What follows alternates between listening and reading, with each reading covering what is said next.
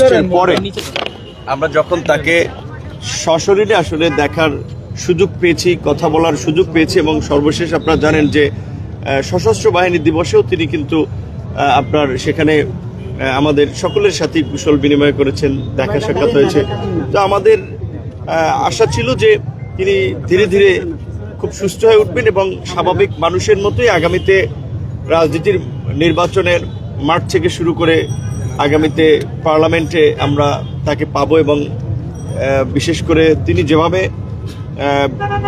একটা জাতীয় ঐক্যের প্রতীকে পরিণত হয়েছেন, দল মত নির্বিশেষে, বিশেষ করে জাতির এই সংকটকালীন সময় যেভাবে তার প্রতি মানুষের দোয়া, সমর্থন, ভালোবাসা, এটা তো পরিষ্কার যে আসলে তার দলমত, তার অবস্থানটা এখন রাজনীতির দলের ঊর্ধ্বে চলে গেছে।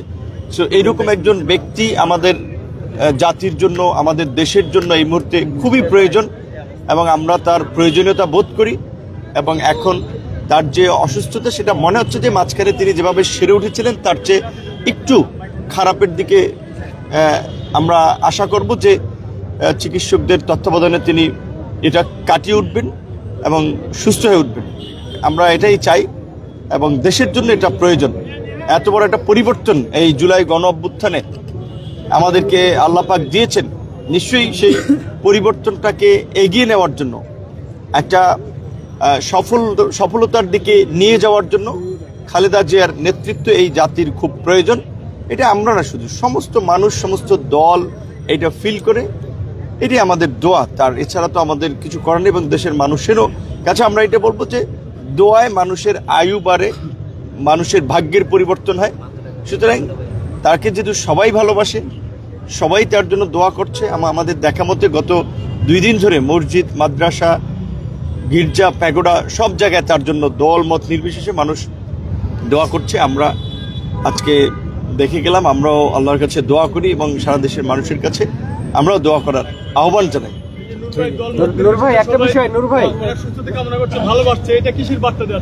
না, এটাই তো ধরেন, উনি তো একটা দলের প্রধান, সেখান থেকে প্রধানমন্ত্রী ছিলেন একাধিকবারের, এবং বাংলাদেশের গণতন্ত্র যখন সংকটে পড়েছে, বাংলাদেশের স্বাধীনতা, সার্বভৌমত্ব যখন সংকটে পড়েছে, তিনি আপোষহীনভাবে সেটার বিরুদ্ধে লড়াই করেছেন, এবং সেই লড়াই করতে গিয়ে তিনি আপোষ করেননি, বরঞ্চ কারাগারে গিয়েছেন।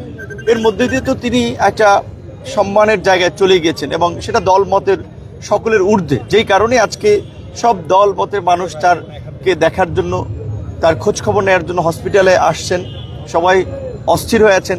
বলতে গেলে আসলে গতকালকে রাত্র থেকে